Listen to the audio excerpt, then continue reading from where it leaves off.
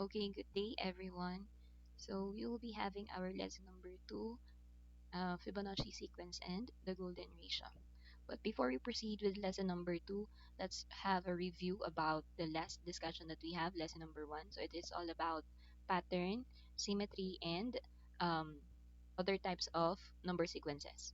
So let's start with pattern. Again, ano nga po ba ang ibig sabihin ng pattern? Mathematical pattern is a pattern if it is repetitive and it follows a certain rule. Alright? And then, symmetry. Symmetry naman, it came from a Greek word, symmetros, na ang ibig sabihin nga daw po is to measure together. Okay? And to see or to check if an object is symmetrical, diba, we will be drawing an imaginary line vertically, horizontally, or pwede ngang diagonally, that um, tells us if the other side mirrors the other side. Ano? And then, we also discuss other types of symmetry. We have rotational symmetry. No, yung property nga siya ng shape wherein kapag daw ni-rotate yung image in a certain angle ay parang katulad pa rin ng original image. Ano? So, yung certain angle na sinasabi nga ni ma'am is yung angle of rotation, wherein we can compute it using the formula 360 degrees divided by n, where n nga po is the number of sides if it is a shape or a polygon, and it can be an endpoint if it is not a shape, it is an object, and it can also be the number of imaginary lines that we can draw in an object or in a shape. Ano? So, pwedeng kahit anong gamitin natin for n. And then, after that, we also discuss three number sequences. We have the arithmetic, the geometric, and the harmonic sequence. Let's start with harmonic. Let's start with arithmetic rather. So, arithmetic sequence is also known as arithmetic progression. Ano, so to get nga the successive terms, we can add the common difference. Ano, so para makuha yung susunod, mag-add tayo. So the common difference is computed as successive term muna, subtracted to the preceding term. Ano? So, or, it can be second value minus the first value. Ano? Then, yun yung ating common difference na gagamitin. However, pag medyo malayo naman yung ating position na hinahanap or the value ng position na ating hinahanap, we can make use of the formula. Ano yung formula ng ating arithmetic sequence? That's a sub n is equals to a sub 1 plus the quantity of n minus 1 times d. Alright? Then moving forward, we also have geometric sequence. Geometric sequence, para makuha yung susunod na term or yung ating successive term, we multiply the common ratio. Ano? So again, another books ang tawag sa geometric sequence is geometric progression. Alright. So paano po kinukuha yung common ratio again? So we divide our succeeding term over or to the preceding term. Or, as madalit sabi, yun po ay second value over the first value. Then, yun po yung pang-multiply natin para makuha yung susunod. However, kapag medyo malayo ulit ang ating posisyon na hinahanap or medyo malayo po yung value ng posisyon nating hinahanap, atin pong gagamitin ang formula. So, our formula is a sub n is equals to a sub 1 times r raised to n minus 1. Ano po? Ayan. Then, the last sequence that we discuss is harmonic sequence. So, ang ating harmonic sequence is only the reciprocal, kabaliktaran ng atin pong arithmetic sequence. Ano? So, kapag binaliktad yung atin pong sequence or yung ating mga terms, dapat magiging arithmetic siya. Paano ma-check kung arithmetic siya? Dapat pare-parehas kayo ng nakuhang difference. Ano, to make it common. Kapag pare-parehas, pag binaliktad, edi harmonic yan. Ano? So if we wanted to look for a certain position in our harmonic sequence, we can make use of the arithmetic sequence formula. So ang gagawin nga lang muna, step number 1 is to convert it into arithmetic or flip it over or reciprocate it to arithmetic. Pag nakuha na yung sagot, edi ibalik uli natin siya into harmonic, so we can reciprocate it. And then yun yung magiging final answer. Okay, so that's the end of our lesson number 1. Now, we will be continuing with number sequences again. So, we will be having Fibonacci sequence and the golden ratio. Our lesson objectives for this discussion.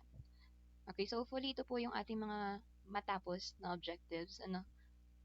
So, identify the Fibonacci sequence and its origin. Ano ba yung history ng Fibonacci sequence? Apply the recurrence relation and the golden ratio to find the end term of a Fibonacci sequence. So, hopefully, meron din kayong mga calculators with you kasi tayo ay magko-compute. And then, the last one, the last objective, hindi natin siya magagawa kasi supposedly, ito po ay gagawin nyo sa classroom. Magpapadala si ma'am ng art materials. However, asynchronous classes nga tayo, so hindi natin siya magagawa. Alright, moving forward. Okay, let's start with the history. Okay, behind Fibonacci numbers. So, this was developed in the Middle Ages, and ito po ay pinangalan sa isang famous Italian mathematician na nakadiscover syempre ng Fibonacci numbers. Sino siya? Siya ay si Leonardo Pisano Bigoglio. Okay, hindi Fibonacci ang pangalan ha, yun po yung pinangalan niya lang dito sa kanyang na-discover. So, saan galing yung Fibonacci? So, Fibonacci is a short term for the Latin Filius Bonacci, which means the son of Bonacci. So, dun lang daw kinuha ni Leonardo Pisano Bigoglio itong pangalan ng Fibonacci numbers. Alright? Okay, aside from that, another information about Fibonacci numbers, noong 1202 daw, si Bigoglio ay nakapag-publish ng book. So, he called it Liber Abaci. Yung Liber Abaci daw in English is called the Book of Calculating, wherein pinakita niya doon yung application ng Fibonacci numbers to his famous rabbit problem. Makikita niyo later on. So, may diagram na ipapakita si ma'am kung paano po ba na-apply yung Fibonacci numbers sa rabbit problem. Aside from that, another information nakalagay dyan, sineselebrate ang atin pong Fibonacci sequence or Fibonacci numbers. So, meron tayong tinatawag na Fibonacci Day. It is observed on November 23. Bakit November 23? Kasi it is derived from the numbers or the terms in our Fibonacci sequence. So, nag-start daw siya sa 1, 1, 2, 3. So, 1, 1 will be the month, the 11th month of the year. So, that's November. Then, 2, 3 became the 23rd day of November. Ano? So, malapit na. Malapit na natin siyang i-celebrate. Ano? Okay. So, ito na yung sinasabi ni ma'am na rabbit problem. So, dito daw po nakuha yung, or dito daw na-apply ni Bigelow yung concept ng Fibonacci number. So, let me read. If a pair of rabbits is put into a walled enclosure room to breed, how many pairs of rabbits will there be after a year? If it is assumed that every month, each pair produces one new pair, which begins to bear young 2 months after its own birth. Ano, so Tagalogin ko. So, meron daw pares ng rabbit na inilagay sa isang room, closed room. So, ang goal is to produce an offspring. So, ang goal nila is magkaanak. However, nagkaanak lang sila after 2 months. Ayan. So, paano ba yon? Okay, so it is in their nature to produce new pair every month. Yun nga yung assumption natin. And they give birth for the first time in the second month after their birth. So the first month, ayan, hindi pa mature yung katawan syempre nung rabbits natin. So bata pa sila. Nung nilagay sila sa isang enclosed room, that's why they are infertile.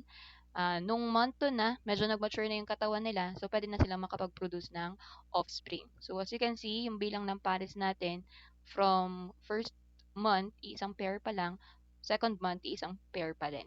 Pero pagkatapos ng second month, nagkaanak na yung ating mga rabbits. So in here, nakapag-produce uli sila ng isa pang pares. So ilan ang pares sa loob ng room? Dalawa na. Yung original parents and then yung kanilang na-produce na offspring. And then, nung month 4, ayan, as you can see, nadagdagan uli. Nagkaroon uli ng anak itong ating pair. Okay? So, as you can see, ilang pairs na yung meron sa ating enclosed room?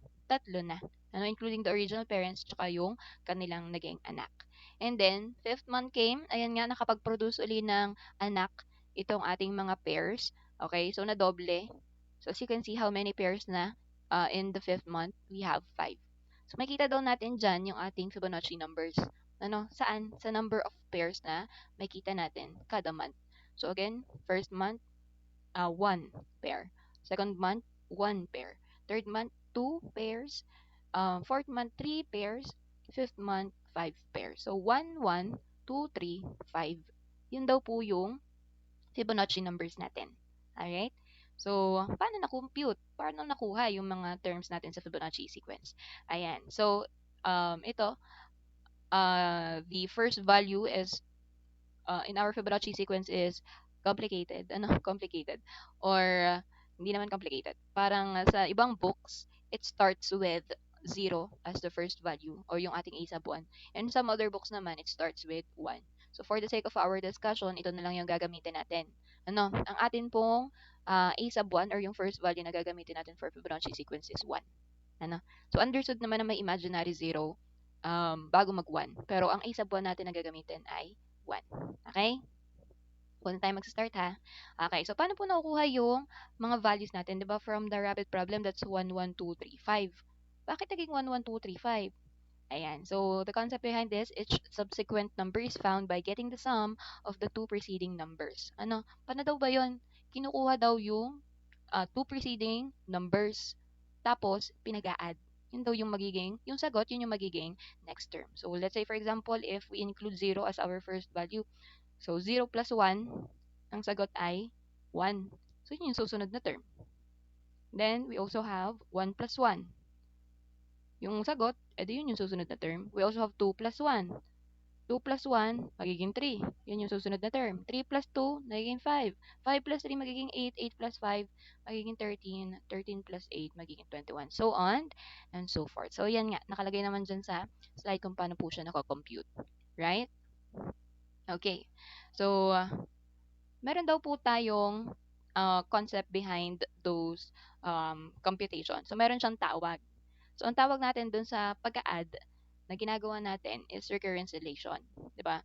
So, sa arithmetic sequence kasi para makuha yung susunod, nag-add tayo ng common difference. So, geometric, para makuha yung susunod, mag-multiply tayo ng common ratio. Ay, walang ganun dito sa Fibonacci sequence. Pero, meron tayong rule na ginagamit, which is recurrence relation. It is written in a functional notation that is f sub n is equals to f sub n minus 1 plus f sub n minus 2, using f0 as our 0 or the 0 value and then our f sub 1 or the first value that we have will be 1.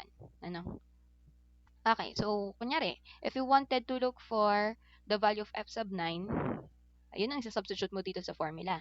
So yung n dito mapapalitan magiging 9. Yung n dito mapapalitan din niya ng 9. And then yung n ulit dito mapapalitan ng 9. So if we're looking for f sub 9, so ang kukumpitin daw natin is computation ng 9 minus 1, that will be 8. Computation ng 9 minus 2, that would be 7. So, ano yung pag-a-addin ko daw para makuha yung f sub 9? E di, f sub 8 plus f sub 7. Ayan. So, after that, syempre, kailangan mong i-substitute kung ano yung value ng 8 term at saka yung value ng 7 term. Now, I want you to list. Okay? List muna all the values. Okay? Simula f sub 1 hanggang f sub 20. I will give you a minute. Siguro. Okay, bakit? Pinapalista ni ma'am yung values ng f sub 1 hanggang f sub 20 para madali na lang sa inyo para hanapin yung values. Ano? So again, ang f sub 1 natin na gagamitin ay 1.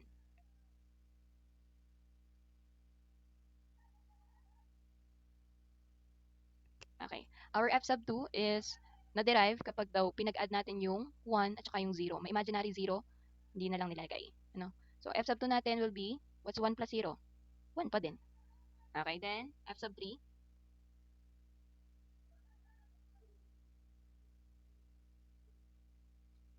Okay, f sub 3 natin, what's 1 plus 1?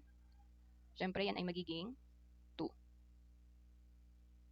O, ganun lang, para makuha yung susunod na term. So, what is f sub 4? Ano naman yung pag-a-add natin para makuha yung f sub 4? So, f sub 4 is 2 plus 1. O, 2 plus 1 is 3. O, paano makukuha yung f sub 5? Okay, siyempre, f sub 5, pag-a-addin mo lang ulit yung dalawang previous numbers. So, that's 2 plus 3. Okay, so gawin nyo to hanggang umabot kayo sa f sub 20. Gawin nyo to hanggang sa f sub 20. Alright? Again, hanggang f sub 20 ang paglilista.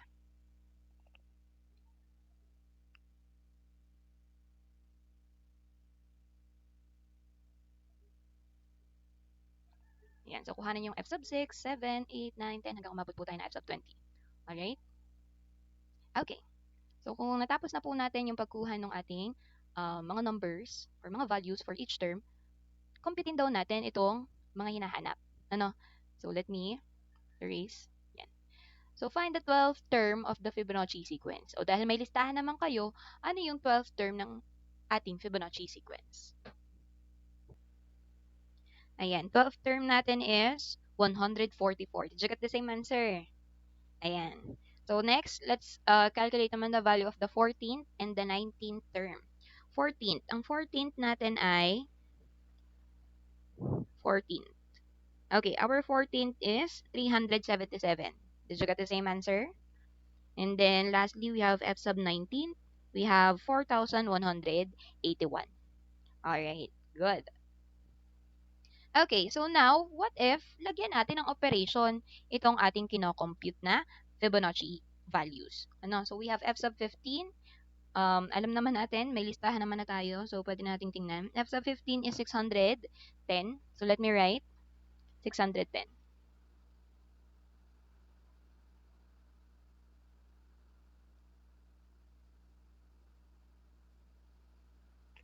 Okay, F sub 21, paano naman natin makukuha yung F sub 21?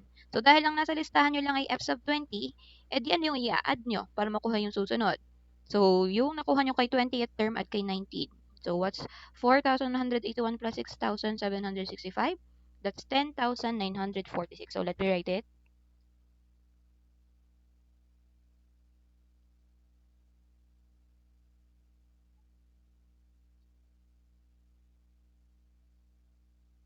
Alright, so again, paano nakuha yan? Nasa listahan nyo yan, yung 19th plus the 20th. Then, we also have this. Ito, paano na nga kapag may operation? So, the first thing that you need to do is to convert. Ano?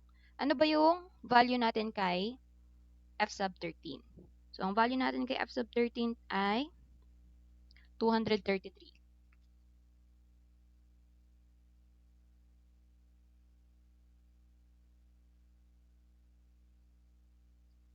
Okay. Then, sulat ko yung operation minus. Ano naman yung value ni f sub 3? Okay. F sub 3 natin is, syempre yan ay 2. Ano? Plus, yan, sulat ko lang uli yung operation. So, plus, okay, ano naman daw yung ating f sub 2? F sub 2 natin, pangalawa dyan sa listahan, syempre, 1. Na? Alright, so after we substitute all the values, we can now compute. Ano? Anong unahin natin dyan? Syempre yung nasa loob ng parentheses. So, ang nasa loob ng parentheses is 2 plus 1. That will be 3. So, it will become 233 minus 3.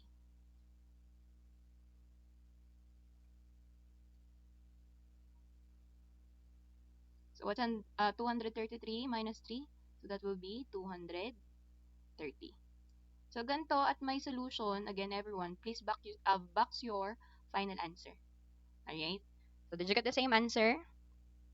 So, ganun din po ang gagawin natin kay number 4. So, substitute muna ano yung pang 12th term nyo, pang 7th, pang 2nd, and then pang 14. So, order of operations, kung ano yung nasa parentheses, ito munang 7 at si 2, isusubtract, then, i-add kay f sub 14, then the last is, i-add kay f sub 12. Eh, paano kapag ganito yung nakita nyo sa inyong given? Naka-parentheses na yung position itself.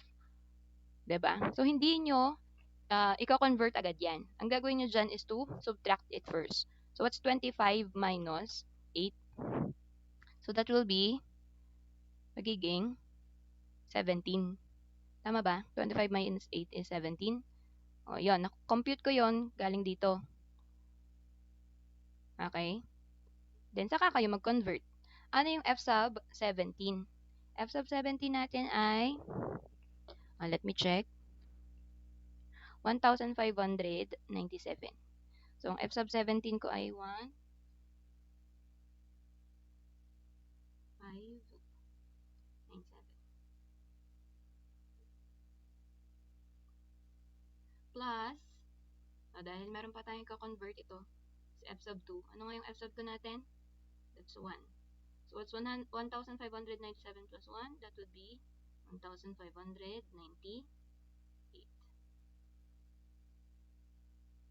Yeah. So, again, that's your final answer. Did you get it, everyone? Nagets ba natin siya? Alright. So, moving forward. Okay. So, ano naman daw yung application ng ating Fibonacci sequence na makikita sa ating environment? So, usually daw po it is in spiral form. Ano, bakit siya naging spiral? So, kasi daw, yung application ng Fibonacci sequence natin, pwede siyang um, magkaroon ng ganitong imagery. So, it is created by drawing a series of connected quarter circles inside a set of squares that are sized according to the Fibonacci sequence. Ano? So, yan, a bigger version. So, again, it started with one square. Tapos, nag-add tayo ng another one square. Kapag daw pinagsama natin yung dalawang one square, magiging two squares. Yung 2 at saka yung 1, pag pinagsama daw natin, magiging 3 squares. Size ng 3 squares, 3 plus 2, magiging 5 squares na. Size ng 5 squares. 5 plus 3, magiging 8. 8 plus 13, 13 plus 21, 21 plus 34. Ano? So, kapag daw yung mga boxes na yan, nag-draw daw tayo ng quarter circles, tigkakalahati lang na circle inside the squares. Yan. Pag pinagsama-sama natin silang lahat, parang pa-spiral or paikot daw yung magiging image. Ano? So, that's why yun yung application ng ating Fibonacci spiral na famously may kita sa ating sunflower. Yan. So, yan sana yung gagawin nyo sa inyong art materials. Gagawa sana kayo ng imagery using the Fibonacci spiral. However, dahil nga online class, edi papakita ko na lang sa inyo. Aside from that, aside from the sunflower, may kita din daw natin yung Fibonacci spiral, Fibonacci numbers sa rings ng trunks ng ating mga puno. Ano, in particular, sa palm trees.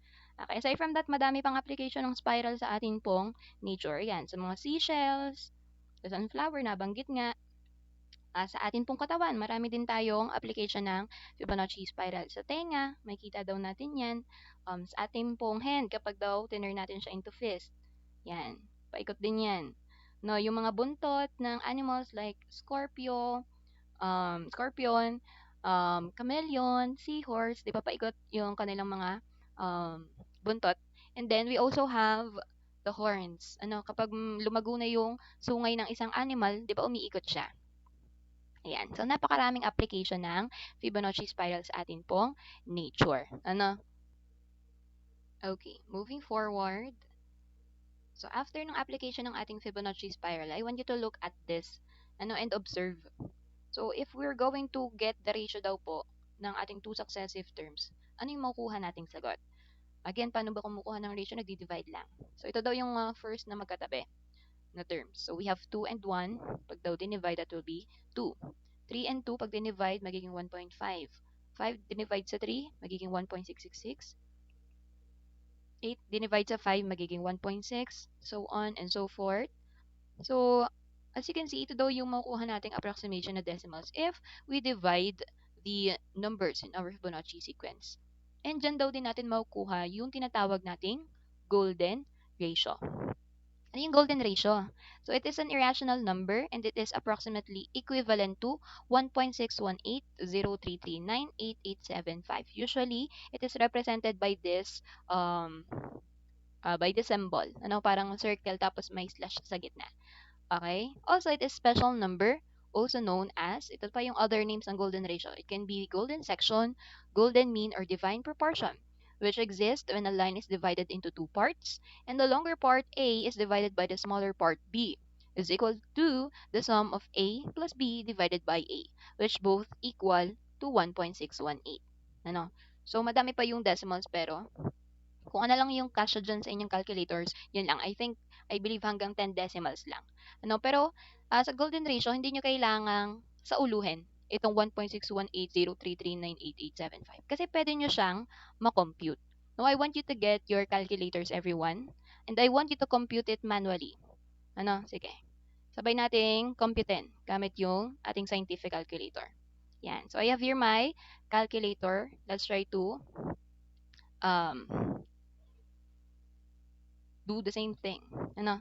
Okay. So, let's try um, getting the golden ratio. So, nakalagay dyan, that's 1 plus square root of 5 divided by 2.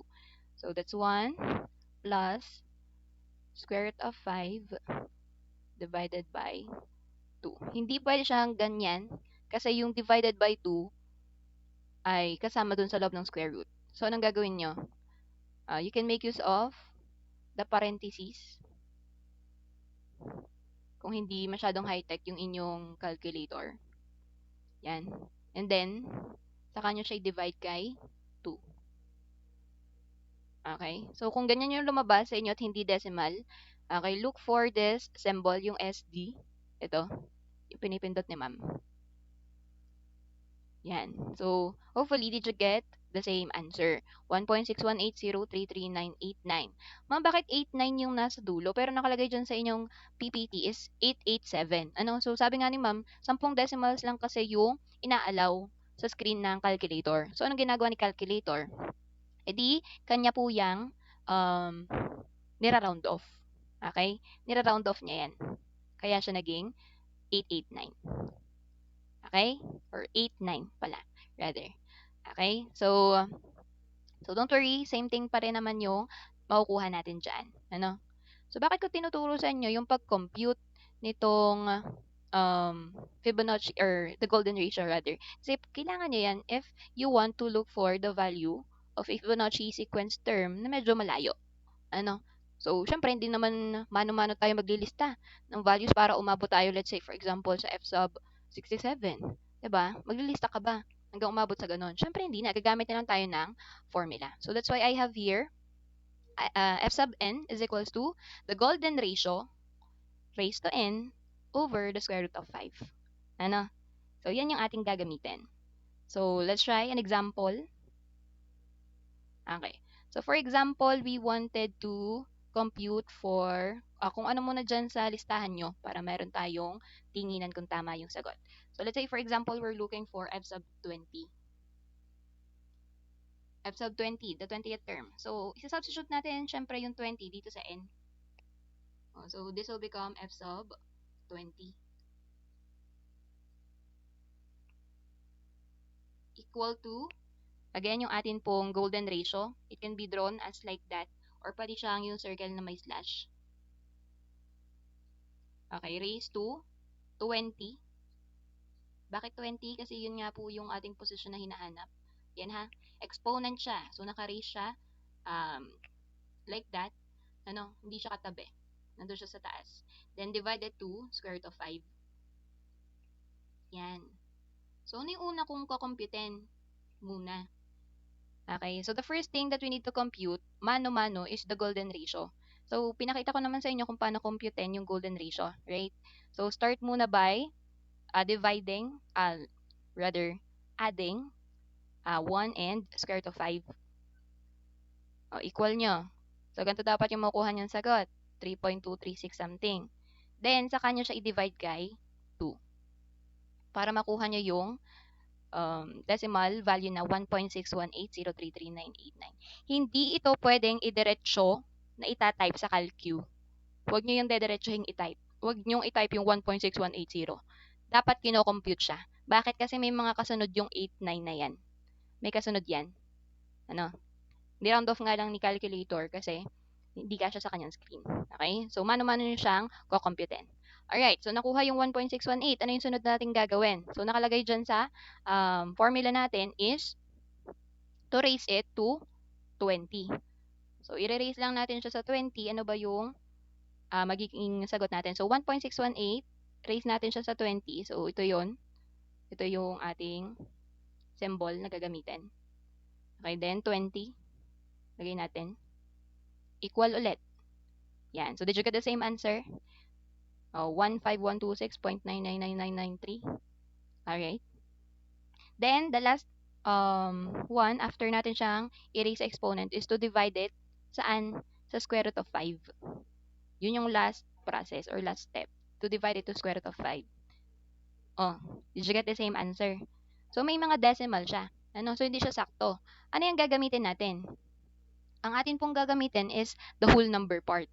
So, round it off to the nearest whole number. Ano ba yung katabi nung decimal part natin? Ano ba yung katabi ni 5? 0. Ano? So, ito, mag-remain na lang. Hindi siya madadagdagan. Paano ba natin malalaman kung madadagdagan tong last value natin sa whole number? Kapag po ang katabi ay 5, 6, 7, 8, 9. Tapos, 4 below, 4, 3, 2, 1, hindi na natin siya dadagdagan. Ano? So, whole number dapat yung sagot. Wala dapat na decimal. So, ang ating sagot should be 6,765. Now, I want you to look at your list. Tama ba na ang ating f sub 20 ay 6,765?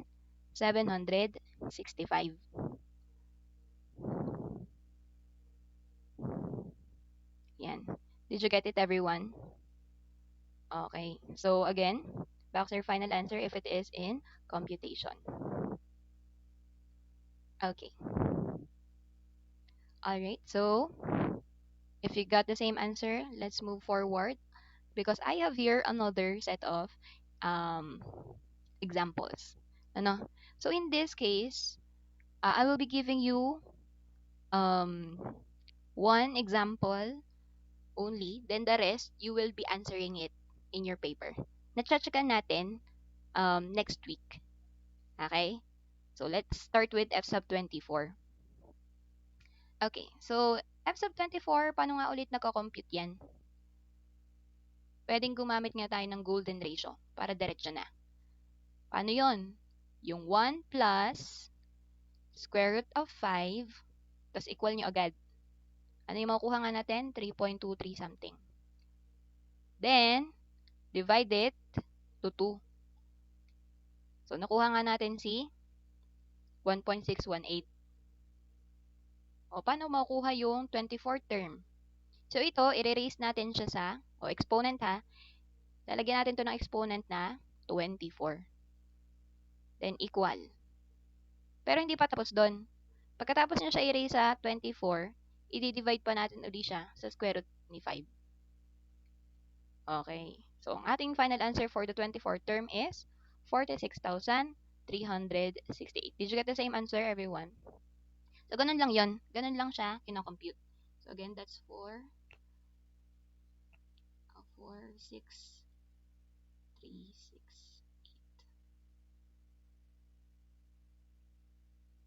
8. Ayan.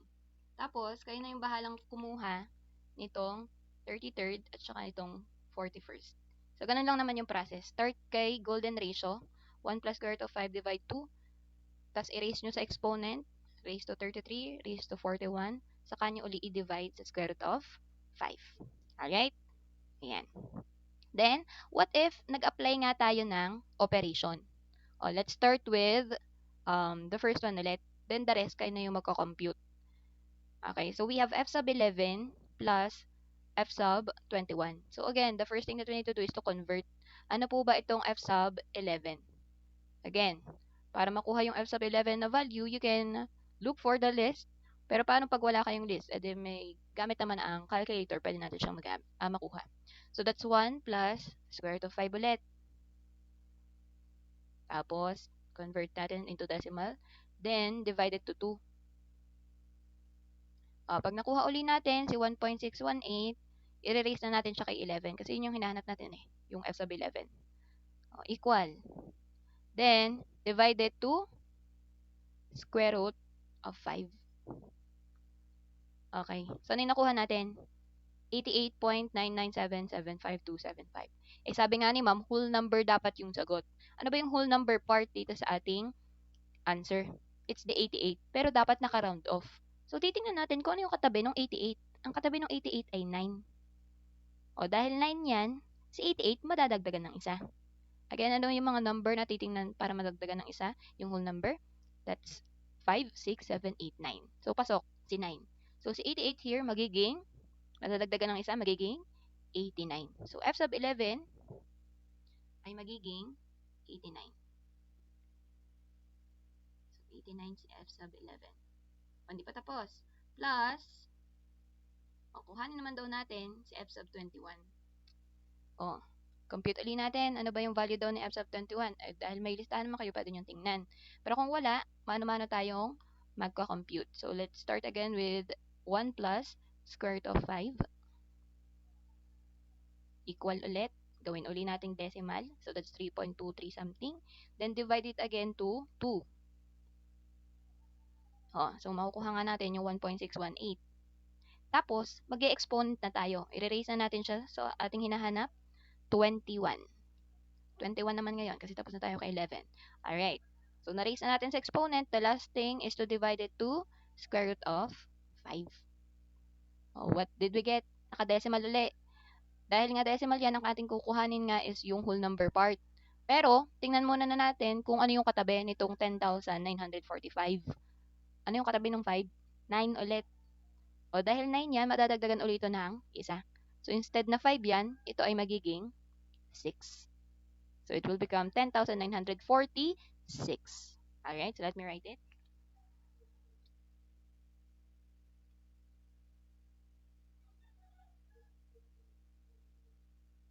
Alright, so let's add na. What's 89 plus 10,946? So dahil may calculus naman, pwede naman tayong gumamit ng calculus. So 89 plus 10, 9, at 10, 9, 4, 6. Okay, so we got 11,035.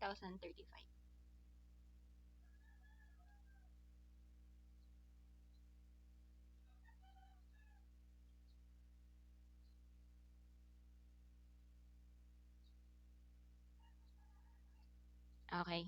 So, ganun lang yung kadali. Ano? Convert each, hindi nyo pa nakita. Convert each term. Pagkatapos i-convert each term, ediin nyo pong, tawag dito, i-add, i-minus, i-multiply, or i-divide, or i-use, gamitin po natin yung ating order of operations. Ano? Kung ano yung mauuna. Alright? And then, again, sabi ni ma'am, please answer the rest of the values of the example rather.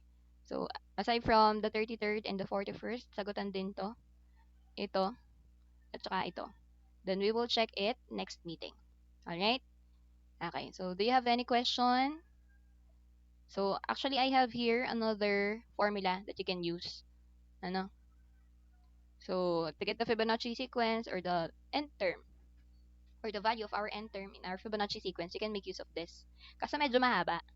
Ano? O dahil meron namang mas madaling method, which is the golden ratio, yun na lang po yung ating gagamitin. Ano? So, instead of the exact formula, ito na lang. May mas madali namang paraan. Ano? So, hindi na natin to gagamitin. That's why hindi na rin ako nagbigay ng example gamit itong formula na to. Alright? So, question regarding sa atin pong discussion. Again, may sasagutan. Sagutin po yon sa 1/2 crosswise. Tapos, atin pong chachkan next meeting. Okay? Ayan. So, I think that would be all. Goodbye, everyone.